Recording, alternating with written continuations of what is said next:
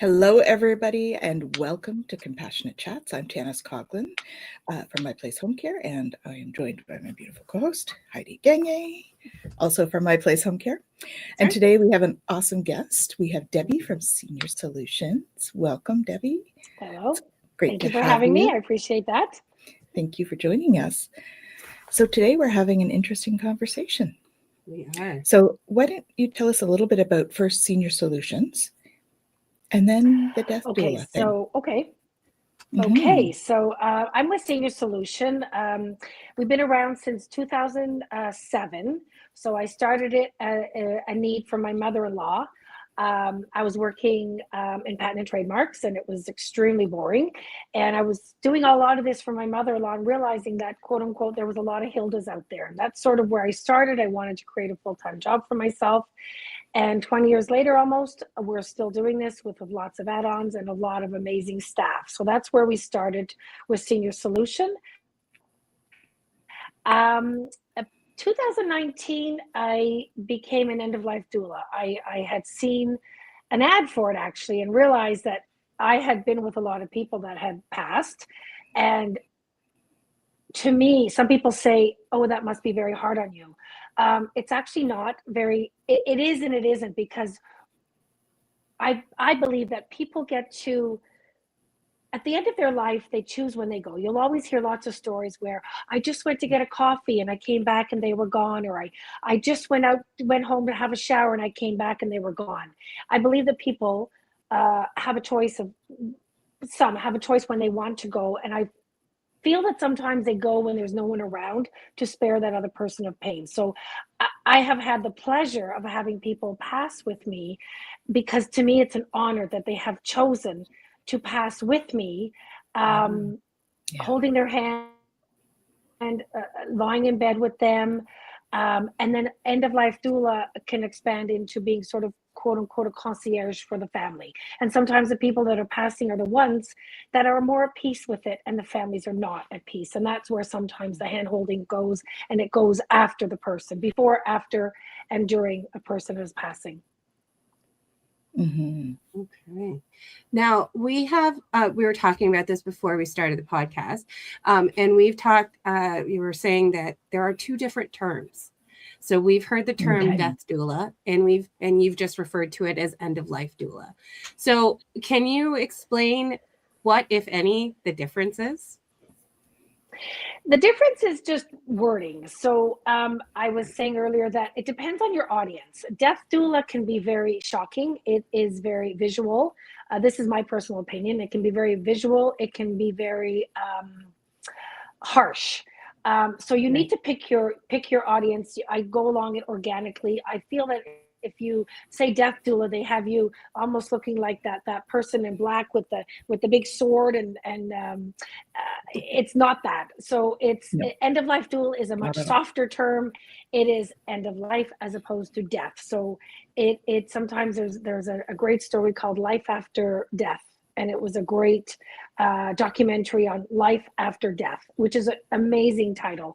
So sometimes end of life can just be end of life, and it goes on further. Death is to me, sounds a very permanent word. So my personal opinion, I choose to be an end of life doula. It's a little softer. Okay. And so then an end of life doula, you're there for a period before the final moments. So how does one go about finding, or when does one start looking at bringing on an end of life doula? It can be up to months before. It can be weeks or days before. Sometimes it's hours. We've had somebody call us at I think it was 6:00 at night, and I had another end of life doula go there, and the person passed at 3. And again, that lady went to sleep, and Toby was with our client till she passed, and the daughter didn't take offense to it or anything. She was just so blessed that her mom chose to be with Toby when she passed. Again, she made a choice in a sense. So Right. it can be months. We have some clients that have chosen MAID. We just had a lady recently who chose MAID. We were with her 24/7 for probably about a year. We've gone into some of our clients, we go into their home, and we are end-of-life doula for, let's say, mom, one particular client we had. And then we are also concierge for the husband. So he was still in the home. So we would cook for him. We would sit with him, because people forget about the person that is not actually passing, and they are going through so many emotions. They don't want to say goodbye. They're in denial. So we are the concierge for the family. One particular end-of-life doula that we had, the lady was from Poland, and she made a lot of her favorite foods, and it's because the end-of-life doula was from there. So we sort of, it's a concierge for the whole family. So end-of-life can be, a doula can come in. I've been into hospitals with a client that is passing, and I was with a client, and I adore this lady, and one of our end-of-life doulas was with her at the hospital, but I came in to sort of say goodbye because I knew it was coming, and we laughed. We had a little party, because I tend to lead with sometimes sense of humor, depending on the client, depending on the person. Right. So this lady, we had a really, really good time, and she was extremely pragmatic lady. And so I was leaving, and this lady next to me, she goes, "That was absolutely beautiful. Who are you?" And I said, "I'm her friend." And she said, "That was a really nice thing." So the next day, she passed. So my memory is that her and I had this little informal party, just the two of us. It wasn't a goodbye. It was just a moment that we shared together. So to me, I take those moments very, very seriously and very much at heart. Wow. And I share those with the families at the end. I share, because a lot of times families share with us stuff that they don't share anything with their kids, and they'll share the funniest stories. They will share relationships that they used to have that the family doesn't know about. They will share so much at the end of their life, because either they want to share it, they want to get it off their chest, or they just want to talk about it. And that is, to me, a privilege to be able to accept that into my heart. Wow. Beautiful. Yeah. What comfort and soothing to have somebody there with the compassion, and that would probably make it a little easier for them, because I mean, it is. I would say that me personally, if I was in that position, if I was the one passing, I think I don't know if I'd want my family to see that side of it and have their last thought. You're absolutely correct. Vision of me as that. Yeah, it's definitely a difficult. That chose MAID, and it's difficult, because I've thought about that. Would I want my family to be around to see my suffering and pain, or losing my cognitive ability? And I had a friend that passed away a year and a half ago, and she chose MAID. And I got to see her about a week before, but she did it at home and with her family and friends, and nobody was allowed to cry. Nobody, they were there. It was a farewell. It was, they were laughing. And then she went upstairs with the doctor and her husband and her immediate family, and the friends stayed downstairs. This woman had strength that I've never seen in my life. Unbelievable strength. She thought about everybody else, and she chose before she did lose her cognitive ability. So MAID is another thing that's under a lot of controversy. Not everybody agrees with it. As an end-of-life doula, we're non-law. So I say non-law. We don't have any opinion on any legality issues. We are non-religious and we are non-medical. So whatever your religious values are, that is none of our business. We may placate it, or in a sense, what's a nice word, accept their religion at that moment, and we don't have to agree with it. It's none of our business. It's all about them. We've had, sometimes mom is passing, and believe it or not, we've heard families fighting. So we are also the gatekeeper for that. So if you're fighting, we need to go and say, "Mom can hear you," because she's twitching or she's moving. that's the last thing to go, is their hearing. So we need to be very cognitive of that, and what we say around them when they are passing. Yeah. So how I call it transitioning. So passing, transitioning. Sorry. Yeah. That makes sense. No, that's a good word though. I like that word, transitioning, because we're all transitioning into something, whatever we believe in. Whether even if you're going in the ground, you're still transitioning somewhere. Yeah. Right. Yeah. Right. That is a good term to use. Mm-hmm. So how does one become an end-of-life doula?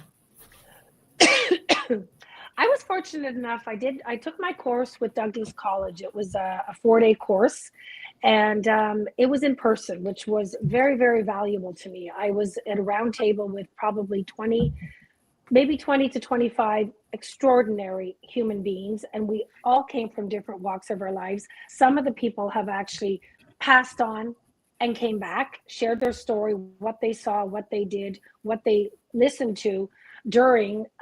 Lady passed away on the table of a heart attack. She was very young, and they were talking about what they were going to have for lunch and pizza and stuff. So again, she heard all that.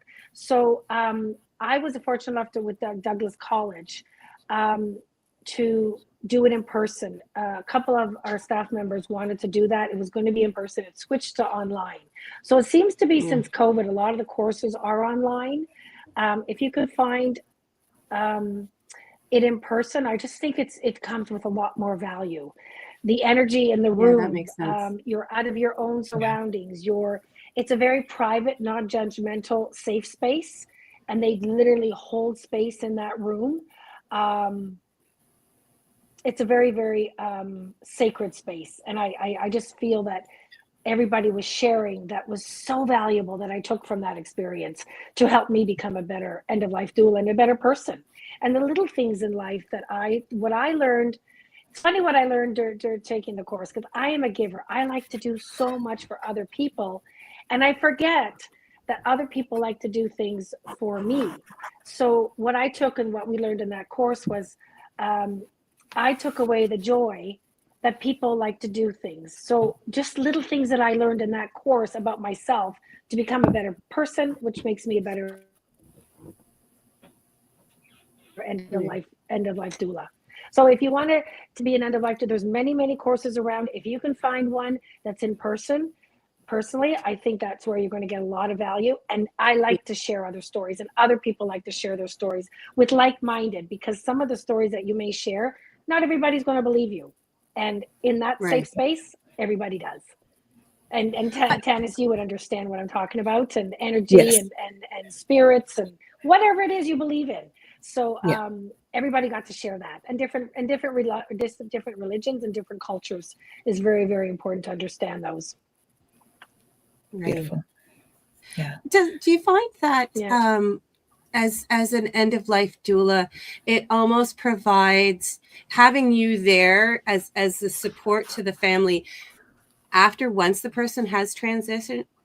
Do you find that there is a lot more?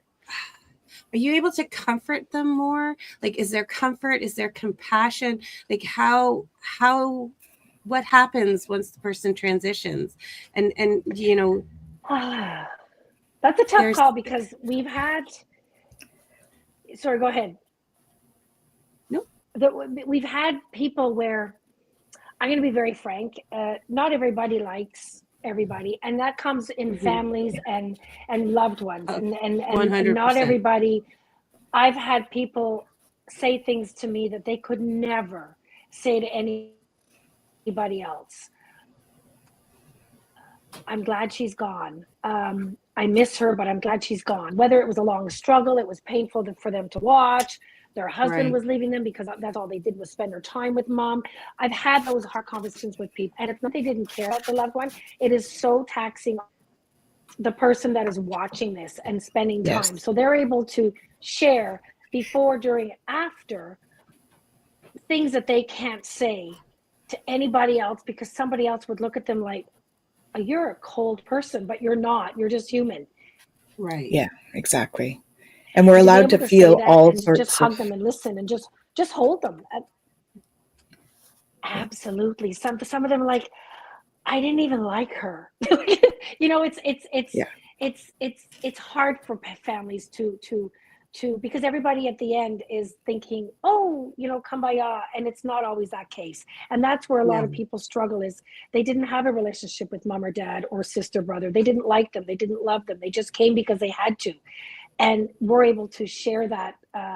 If they can get that off their chest and walk away with maybe a better sense of finding what was good about that person. Because I'm also a funeral celibate. So, you could have a really not good person, but there's got to be something.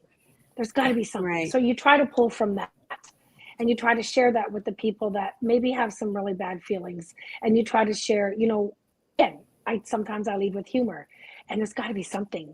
So it is a safe space, again, a private, safe space, non-judgmental space to share what you're feeling, good and bad.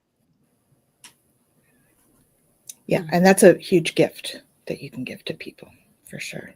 Yeah, because they need that space, right? And yes, so holding space for people, holding space, and that's what whatever people think. Holding space to me is, we're in a world right now that it's difficult to say a lot of things and without being judged.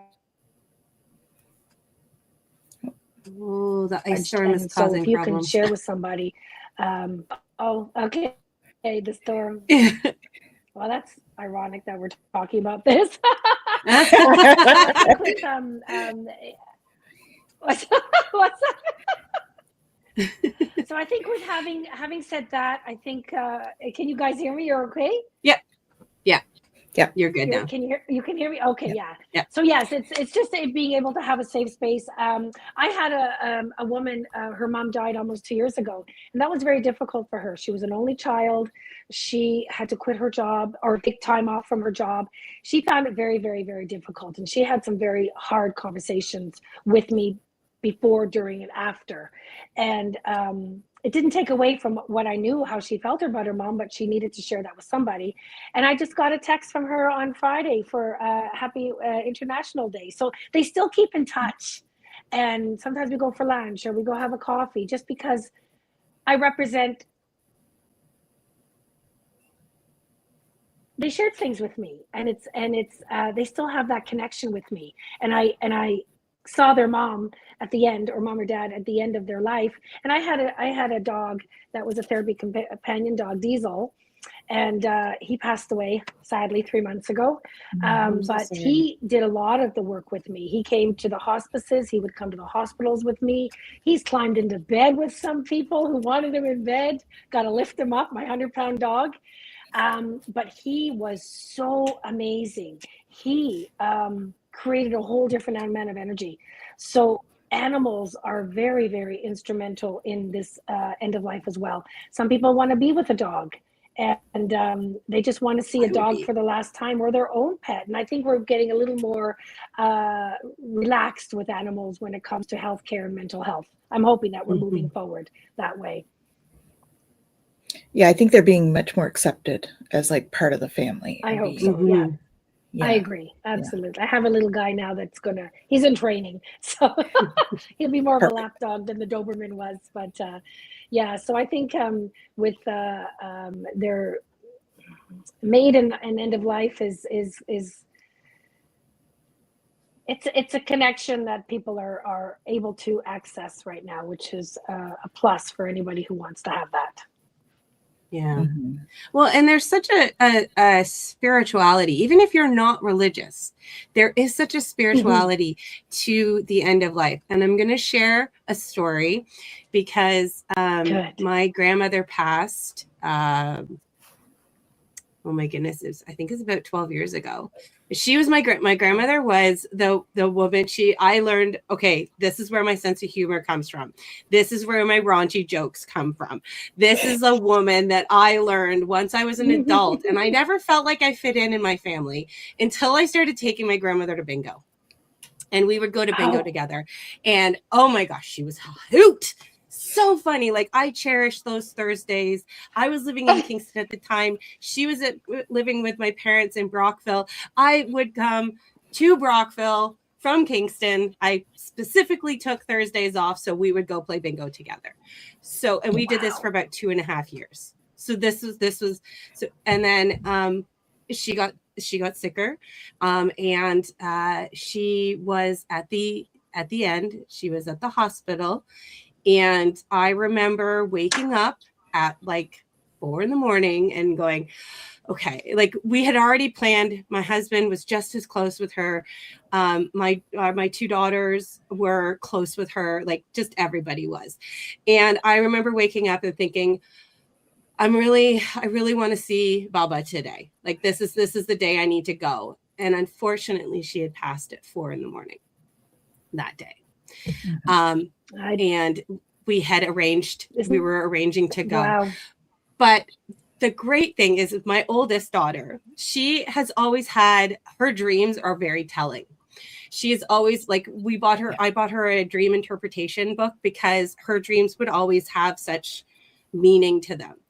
So I called her in the morning when I found out, when my mom called me and told me, and I called her and I let her know. And she's like, oh my God, when did this happen? And I said, it was around 4:30 in the morning. She's like, I had a dream about her. And her dream, okay, I'm going to try not to cry. My grandmother met my grandfather in downtown Toronto at the regular dance hall on Friday nights. And they would dance, and that's how they met. And they fell in love, and he was her everything. And so that was their dates. They would always dance. And she had a dream of my grandmother, young, in a bright blue dress, because my grandmother had beautiful blue eyes. And she was lying on a gurney in this dress, and then suddenly sat up and got up and danced off with her arms open. And that's the dream she had. Sorry. Yeah. And it was so beautiful. That's a beautiful story. Like we sat there crying yeah. over the phone. And she's like, I'm like, I'm so happy you told me that, because that's the vision I have of my grandmother at the end. Yeah. And so when we did go to the viewing, vision. I couldn't see her in the casket. I was like, my vision of her is us playing bingo and her dancing off to see my grandfather. I get that. I think you protected yourself in your memory. You didn't want to take that memory and squash the other one. Yeah. That's amazing. Yeah. Yeah. Yeah. I do struggle I'm very glad you much did that. I couldn't do it. I couldn't do it, and I struggle. I don't generally go to viewings, like to the casket, because especially if it's somebody important, because I can't have that last view. That will be what I see all the time. No. Yeah. So, I agree. You did yourself a really wonderful, beautiful blessing for yourself, because now your memory, now that's in my head. I've literally got her getting up off the gurney in her dress. I can see that's it in too. My yeah. brain. You described twirling. it beautifully. Yeah. And that's exactly how Tesla just described it. Yeah. And that's how your grandma would want her to remember her by. I think so. I think so for sure. We recently had a client. We were temporary care because she was very sick, and I was talking to one of the daughters, and she's like, "Yeah, she's seeing my dad right now. She's talking to my dad," and I was like, "Yeah, I can see how that would." Yeah, because you're going to talk to the person you love the most. If they've passed before you, that's who's going to greet you, right? Yeah. Whatever you believe. They're waiting. And they're waiting. Wherever they're it is waiting. you think they are, whatever you believe in. Yeah. They're waiting. Yeah. And you know what? I love to think that. And I talked about this. I don't know if you can find it on YouTube. It's called Life After Death. I actually went to the movie theater to see it. And it was about all these people that had passed away in tragic ways. And there was a scientist who was trying to debunk all these people. And he said, of course, his mind was switched. He says, I can listen to the stories who died and came back. I don't know about the stories who didn't come back, but it's a really interesting. I left that movie theater thinking, it's okay. Everyone's going to be okay, because there is life after death, whatever it is. And so it's quite a remarkable documentary about making you feel better about people that we've lost, or even our own selves. And I wanted to reiterate that MAID, when I say MAID, it's MAID stands for Medical Assistance in Dying. So if anybody doesn't know what MAID is, that's newish to Canada, newish. So, I think I love your story, and I love that for you. I love that for you. And I'm glad you all shared each other's stories so that you all didn't keep that privately, because it mattered to each. No, every one of you. Yeah, it's something I think about whenever I hear somebody has passed, especially if it's a client that we have been, like there's some clients that have passed that even though I might not visit them, I read the shift notes, I learn who they are, I get to know who they are, and I talk to the caregivers that see them regularly, and I've gone to funerals, and every time something like that happens, somebody passes or transitions, I think of that moment and Tesla's dream. And I'm like, I hope everybody had that moment. I hope everybody does have that moment for them. Yeah. Oh, we had a little delay. And that's where I learn a lot about our clients or anybody, is at the funeral. Right. Mm-hmm. And having a coffee or I call them funeral sandwiches, those little triangle sandwiches. Oh, I love and those just listening to, I know, right? So listening to everybody's story. And again, everybody pulls out the great stories. No one's going to get up and say what a horrible person they were. They share the good stories. And that's what we're meant to be, is that to leave with a good feeling. Because everybody has some good in them.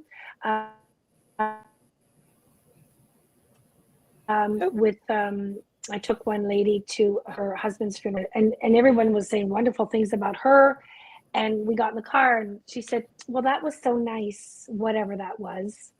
She had Alzheimer's, so she didn't even know she was at her husband's funeral. She knew it was lovely, whatever it was.